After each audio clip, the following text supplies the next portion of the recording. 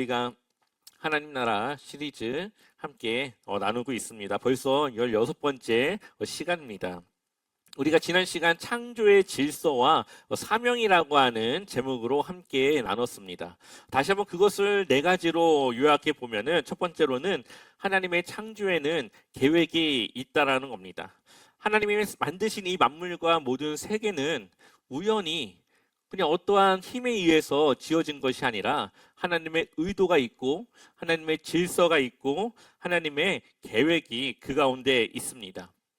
그래서 그 하나님께서 주신 질서와 그 모습대로 하나님을 온 만물이 예배하고 찬양하는 거죠.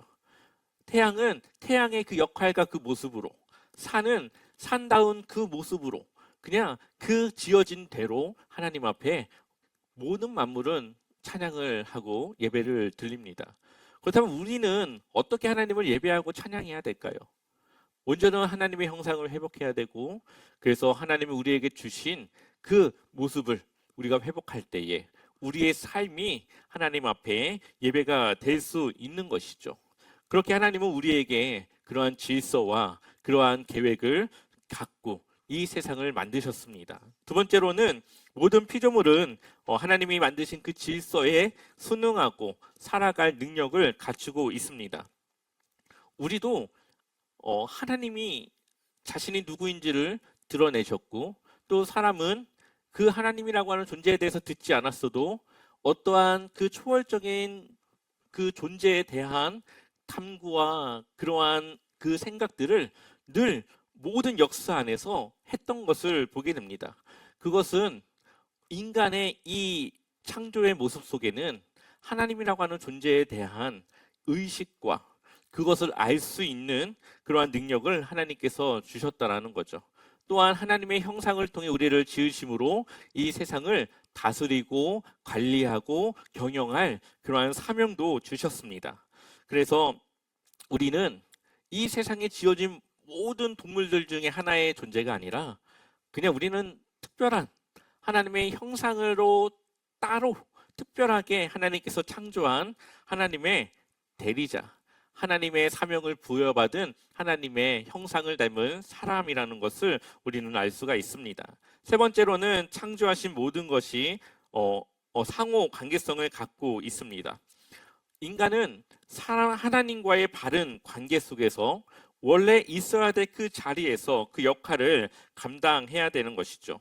그래서 아담에게 맡겨진 이 에덴 동산을 관리하고 그렇게 하는 것이, 그것 자체가 이 아담에게는 하나님을 향한 예배였습니다. 그래서 하나님께서 주신 그 사명의 그 일들을 감당하는 그 삶의 현장이 아담에게는 하나님의 그 말씀과 질서를 따라 살아가는 예배였다라는 거죠. 그리고 그 예배는 이 창조 세계와 분리되지 않습니다. 분명히 아담은 동산을 돌보는 일을 맡겼고, 또 그 동산은 아담에게 먹을 것을 주어 그의 생명을 유지할 수 있도록 또 돕기 때문이죠. 그런 것처럼 우리는 하나님을 예배하고 하나님의 질서 안에 살아가고, 또 하나님은 우리를 돌보시고 우리와 함께 하심으로 우리의 삶을 함께 동행하여 주십니다. 바로 상호 관계성을 갖고 있는 것이죠. 마지막 네 번째로는 구원은 잃어버린 관계와 사명을 되찾는 것입니다. 구원받았다라는 것은 막연하지만 그것을 조금 더 디테일하게 그것이 무엇이고 그것이 우리에게 요구하는 것이 무엇인가, 그것을 보았을 때에 하나님의 끊어진 관계를 회복하고 그것을 통해 하나님의 형상을 회복하여 태초에 아담에게 주셨던 이 세상을 다스리고 경영하는 그 사명을 우리가 다시 회복하여서 그 사명을 따라 살아가는 것, 그것이 바로 하나님이 우리에게 주시는 구원의 삶이라는 거죠. 결국 우리가 복음을 전하는 이유도 이 세상에 원래 있어야 될 자리를 모르는 이 세상의 사람들에게 어떻게 우리가 살아가야 되는지를 보여줘야 되는 거, 또 그것을 삶으로 나타내며 누군가에게는 그것을 전함으로 그들도 하나님의 그 귀한 사명의 자리로 동참할 수 있도록 하는 것, 그것이 바로 우리가 하는 복음 전도의 사명인 것이죠. 물고기가 물속에 있어야 자유롭게 마음껏 살아갈 수 있듯이 사람은 창조하신 하나님 안에 있어야만 우리의 삶을 하나님 안에서 마음껏 살아갈 수가 있습니다. 그래서 하나님께서 이 세상을 우리에게 주신 그 사명대로 우리는 경영하며 돌보며 하나님의 대리자로 이 세상을 살아가는 것이죠. 그런데 문제가 있습니다. 많은 사람이 세상에 대해 오해하고 있기 때문이죠. 우리가 이제 어느 정도 이 세상에 대한 개념을 이해하고 있기 때문에 그렇지 않겠지만 여전히 많은 사람들은 이 세상은 파괴되어지고 없어질 것이고 이제 새로운 하나님의 그 나라에서 살아간다라고 생각을 하고 있습니다. 그것이 종말의 때에 일어날 일이라고 생각을 하죠. 그러니 이 세상은 아주 부정한 것이고 세속적인 것이고 결국은 심판받을 것으로 생각을 하고 구원받은 성도는 어딘가에 있는 그 하나님 나라로 이주한다라고 그렇게 이해를 많이 하고 있습니다. 그러나 성경이 우리에게 말하고 있는 구원과 종말이라고 하는 것은 이 세상을 탈출하는 것이 아니라 이 세상을 원래의 모습대로 회복하는 것이라는 것을 우리에게 보여주고 있습니다. 바로 이러한 부분을 우리가 성경적으로 보게 되면은 하나님께서 우리에게 주신 그 일들이 얼마나 급진적이고 얼마나 하나님이 깨어 계셨는가를 우리는 알 수가 있죠. 고대 이제 옛날 그 시대에 이 각 나라들마다 갖고 있는 이 창조의 신화들이 있습니다.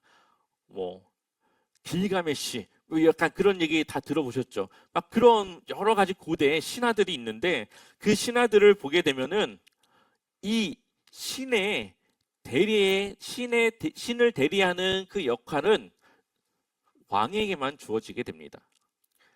원래 이것이 많은 세상 사람들이 생각하는 그러한 개념이죠.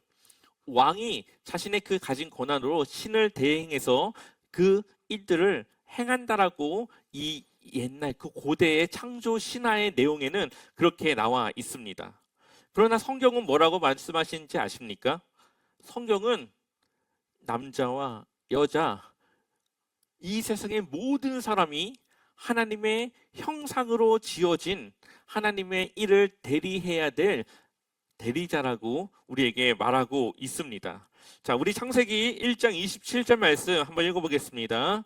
하나님이 자기 형상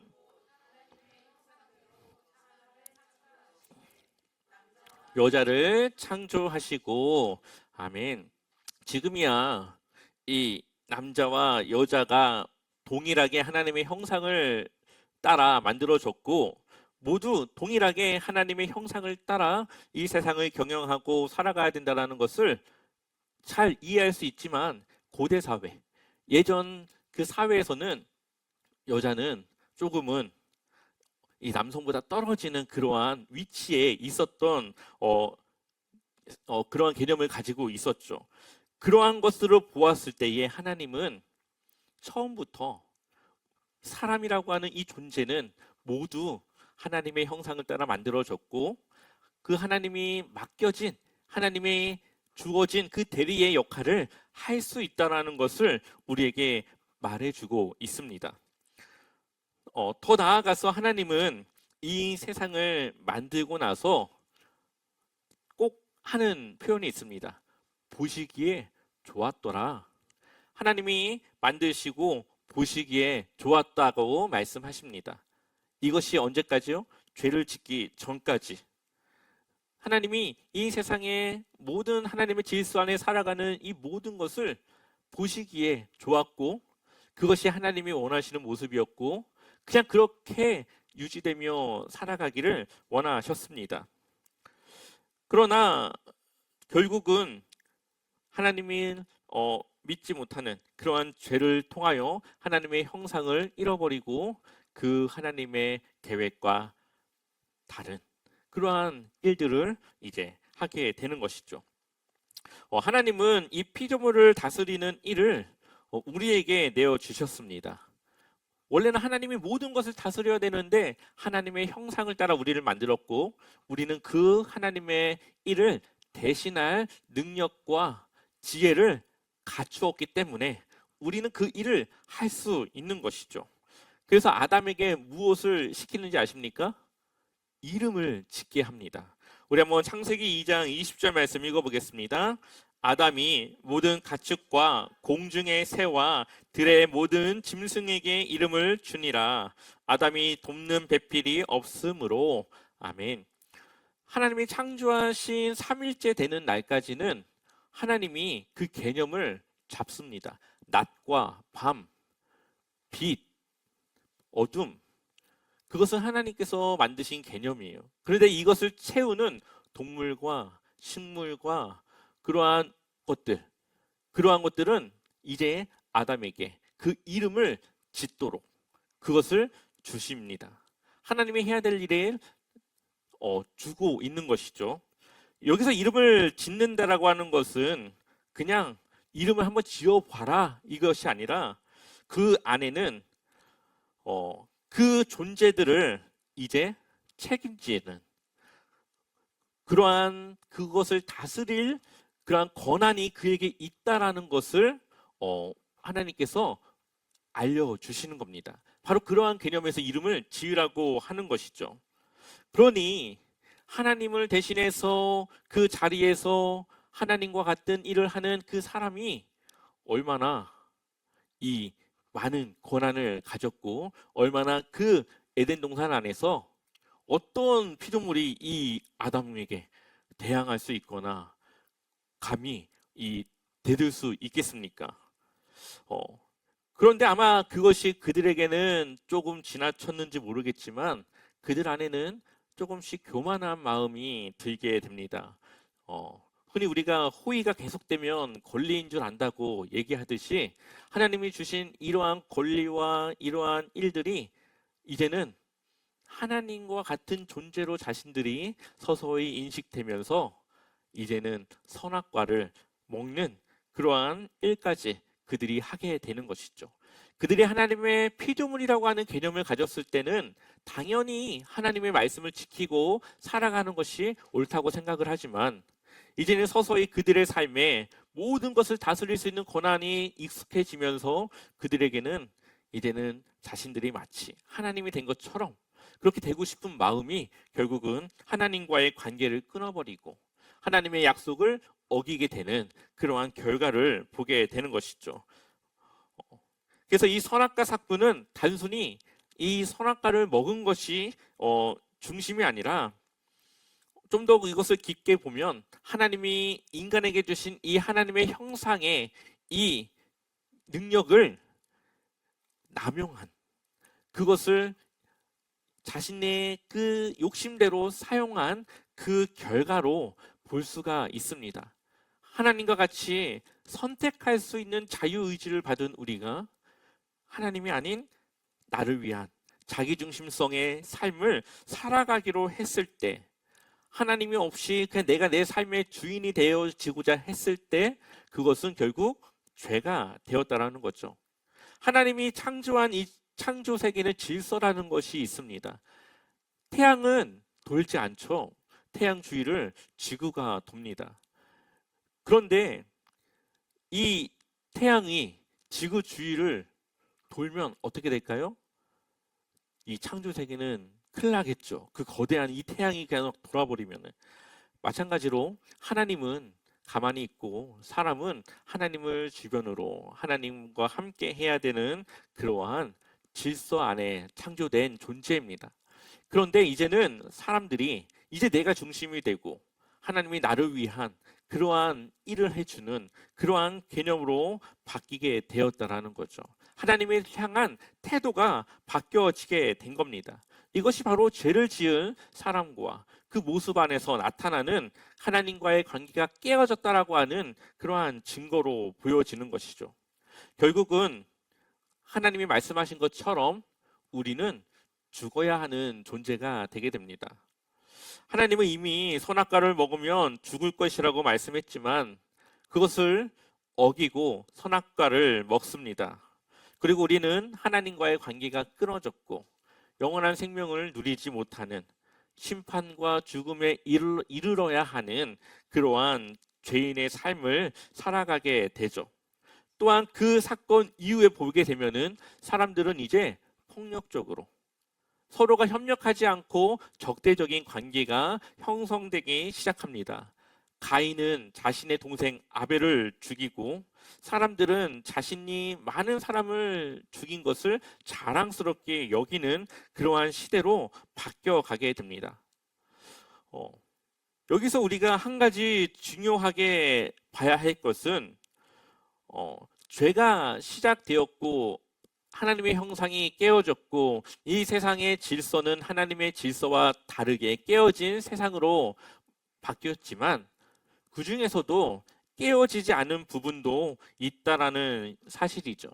하나님이 우리를 하나님의 형상대로 만드셨지만 그것이 죄로 인해서 깨어졌습니다. 훼손됐습니다. 그러나 훼손되지 않은 부분도 있다라는 것을 우리에게 보여주고 있습니다. 우리 창세기 5장 3절 말씀 같이 한번 읽어보겠습니다. 아담은 130세에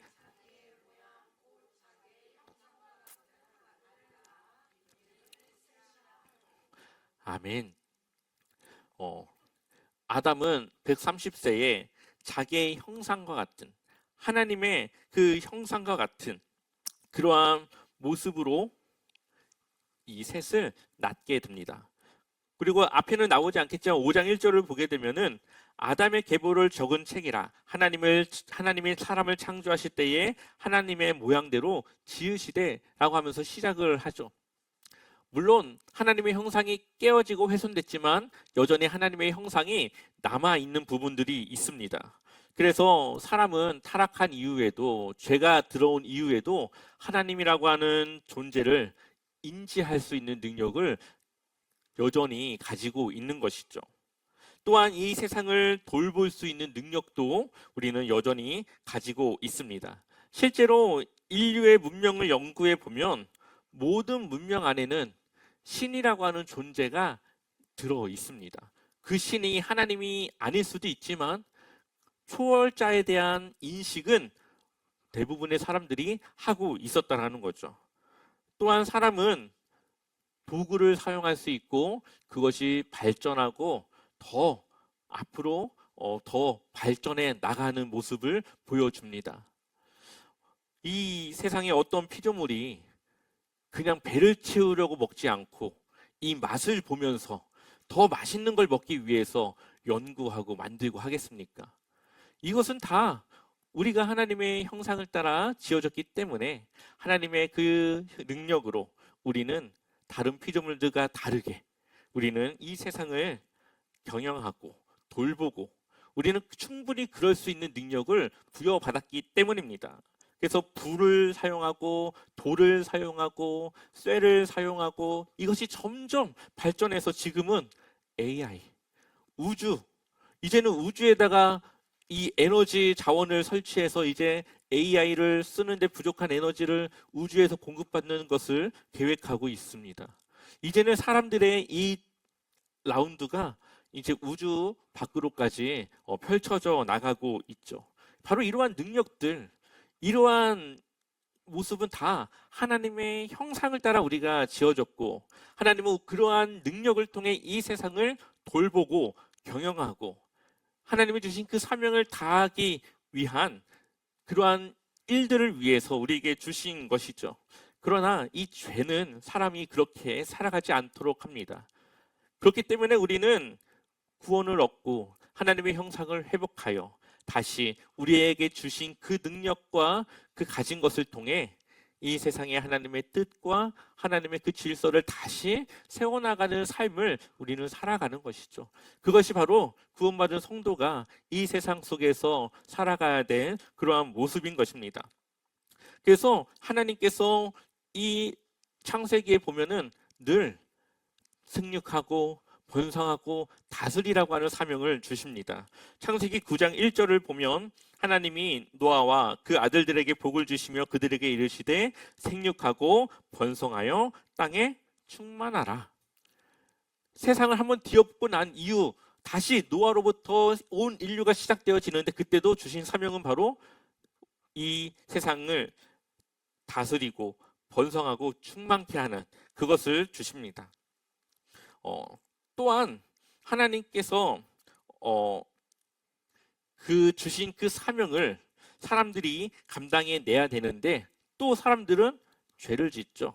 바로 바벨탑 사건입니다. 창세기 11장 4절 한번 읽어보겠습니다. 네, 또 말하되 자 성읍과 탑을 건설하여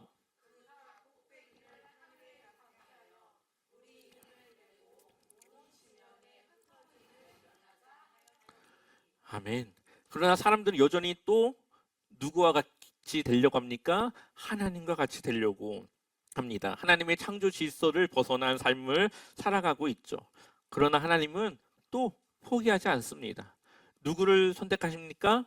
아브라함을 선택해서 그 한 사람을 통해 이스라엘이라고 하는 민족, 하나님을 믿는 그 신앙인의 모델과 그 나라가 어떠한 나라가 되어져야 되는지를 보여주고자 하는 계획을 또 우리에게 보여주십니다.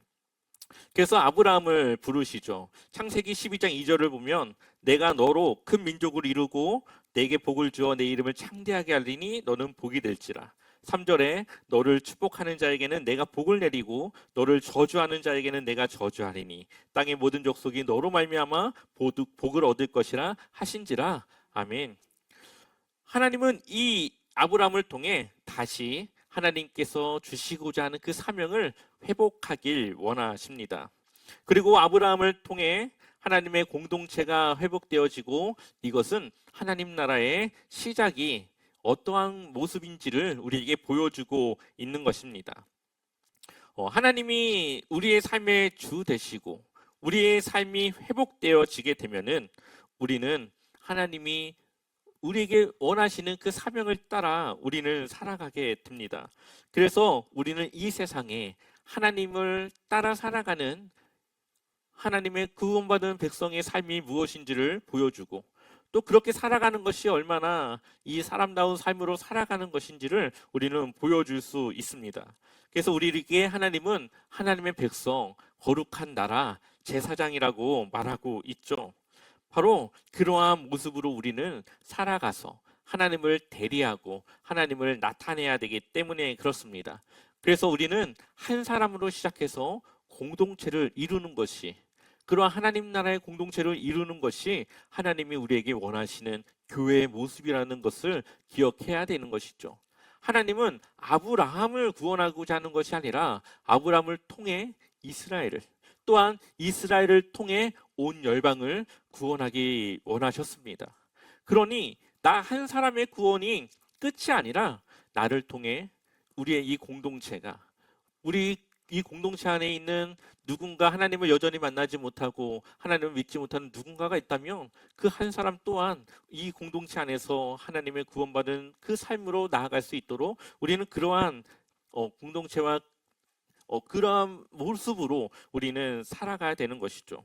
그 회복의 본이 되어주신 분이 바로 예수 그리스도이십니다. 예수님은 회복된 하나님의 형상이며 또한 온전한 본으로서 우리에게 어떻게 우리가 살아가야 되는지를 보여주셨습니다.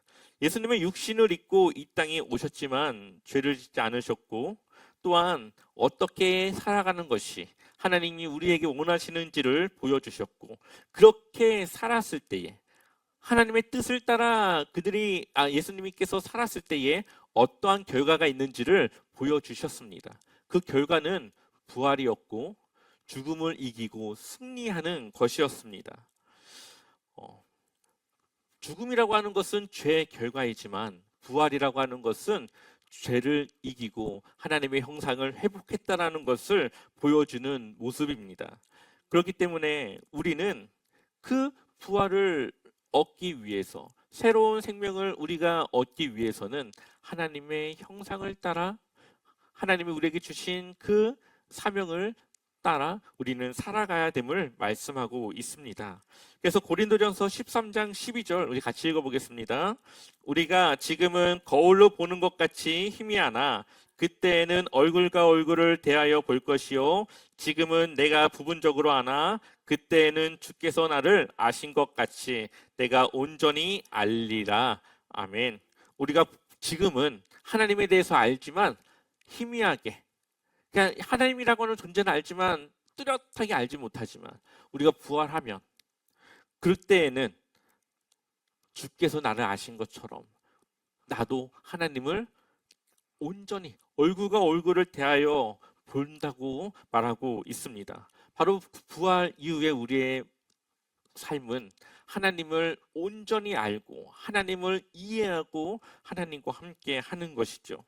예수님께서 이 땅에 오신 목적은 아주 분명합니다. 요한복음 3장 17절을 보면 하나님이 그 아들을 세상에 보내신 것은 세상을 심판하려 하심이 아니요 그로 말미암아 이 세상이 뭘 받게요? 구원받게 하려 하심이라. 아멘. 하나님은 이 세상 자체를 그냥 구원하는 것이 예수님을 이 땅에 보내신 이유입니다. 그래서 우리가 깨어진 세상을 살아가는 것 자체, 그것은 바로 심판을 이미 받은 것이고, 이 깨어진 세상에서 하나님의 형상을 회복하는 것은 이미 구원을 받은 그러한 하나님의 자녀로서 살아가는 것이죠. 그래서 빌립보서 3장을 보면 우리의 상태에 대해서 정확하게 보여주고 있습니다. 3장 20절 보면 그러나 우리의 시민권은 하늘에 있는지라. 이미 우리에게 있는 것이죠. 거기로부터 구원하는 자 곧 주 예수를 기다리노니. 우리의 시민권은 이미 하늘에 있지만 우리는 지금 누구를 기다려요? 예수님을 지금 기다리고 있는 중이에요. 21절을 보면 그는 만물을 자기에게 복종하실 수 있는 자의 역사로 우리의 낮은 몸을 자기 영광의 몸의 형체와 같이 변하게 하시리라. 앞으로 우리에게 이루어질 것은 자기 영광의 몸의 형체와 같이 거룩하게 예수님과 같이 변화되어지는 것, 그것을 우리는 기다리고 있는 겁니다. 이미 우리는 구원을 받았지만 여전히 우리는 신앙과 믿음을 지키며 예수 그리스도를 기다리고 있는 중이며, 또한 예수님께서 이 땅에 오셨을 때에 우리는 그 예수님의 모습과 같이 영광스러운 몸의 형체로 우리는 변하게 될 것이라고 말하고 있죠. 그래서 성경이 우리에게 주는 목표는 그리스도를 닮는 것이고 온전한 사람이 되는 것입니다. 그래서 그리스도의 장성한 분량에까지 충만함을 우리가 가지고 살아가는 것, 그것이 성경이 우리에게 주는 삶의 목적이고 방향이라고 말하고 있습니다. 그래서 성경은 우리가 이 땅에 살아가며 회복해야 될 것들에 대한 결론으로 하나님이 우리에게 주신 이 세상을 다스리는 자로 살아가는 것, 이 세상을 하나님이 원하셨던 그 모습으로 회복하는 것, 이것이 우리에게 주신 회복된 자의 삶이라는 것을 우리에게 말하고 있죠. 그래서 디모데후서 2장 12절 우리 한번 같이 읽어보겠습니다. 참으면 또한 함께 왕노릇 할 것이요.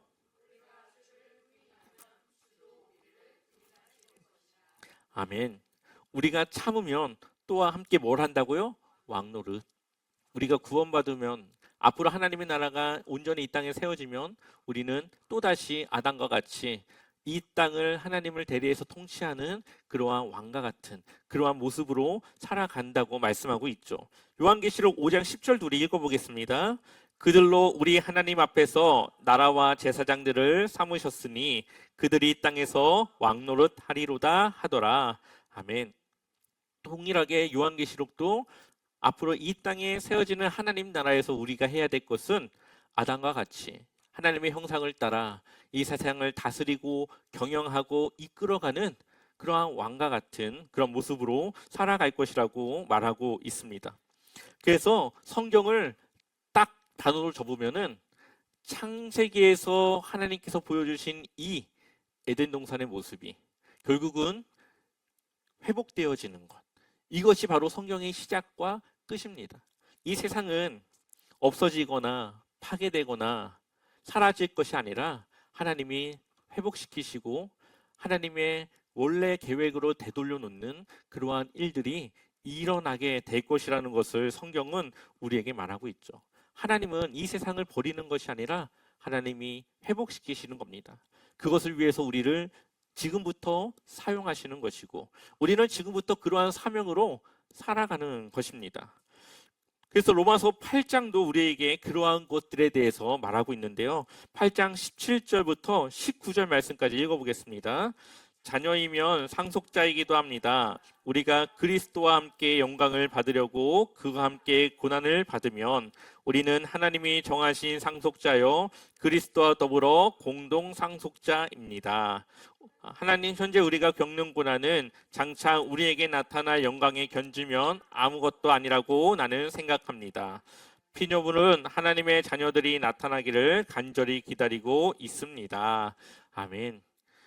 이 세상은 하나님께서 예수 그리스도와 더불어 우리에게 주신, 우리는 공동의 상속자이며 모든 피조물은 다시 하나님께서 이 땅에 오셔서 회복하고 다시 새롭게 하실 것을 기다리고 있다고 말하고 있죠. 그래서 8장 21절을 보면 그것은 곧 피조물도 썩어짐의 종살이에서 해방되어 하나님의 자녀가 누릴 영광된 자유를 얻으리라는 것입니다.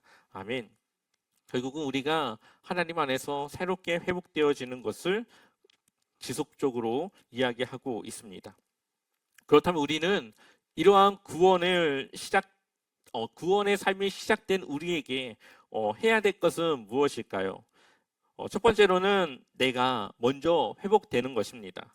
구원받았다고 하는 것은 회복의 출발선에 있는 것이고, 하나님은 앞으로의 시간 동안 우리를 계속적으로 치유하고 우리를 변화시키고 성숙하게 만들어 나가십니다. 우리는 바로 그러한 변화되는 모습 과정에서 지속적인 회복을 해 나가야 되는 것이죠.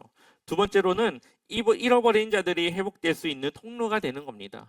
여전히 이 세상에 하나님을 모르고 어떻게 이 사람의 삶이 살아가야 되는지 모르고 살아가는 사람들에게 그들이 있어야 될 그 자리를 우리가 알려주고 그 자리로 돌아올 수 있도록 돕는 것, 그것이 우리가 해야 될 일이라는 거죠. 세 번째로는 우리에게 맡기신 세상 안에서 내게 주신 사명을 다하는 것입니다. 하나님이 우리에게 주신 사명은 세상을 경영하고 돌보는 겁니다. 그것을 우리가 하기 위해서 각자 능력과 각자의 그 삶을 부여받았습니다. 각자의 그 자리에서 하나님의 뜻을 따라 우리는 이 세상을 관리하고 경영하며 살아가는 것, 그것이 지금 우리가 구원받아 살아가야 될 모습이라는 거죠. 그래서 우리가 서로에게 힘이 되고 도움이 되고, 그래서 이 세상 안에서 우리가 하나님을 위해 살아가는 것입니다. 그래서 우리는 하나님의 회복된 존재, 하나님의 그 질서를 이제는 우리를 통해 회복시키고자 하는 하나님의 그 회복된 자로 우리는 살아가야 되는 것이죠. 앞으로 여러분들의 그 한 주간의 삶, 또 남은 여러분들의 그 모든 삶 속에서 정말로 하나님께서 회복시키시는 만큼 여러분들이 하나님의 그 사명과 뜻을 다해 살아가시기를 축원합니다. 우리 함께 찬양하고 기도하도록 하겠습니다.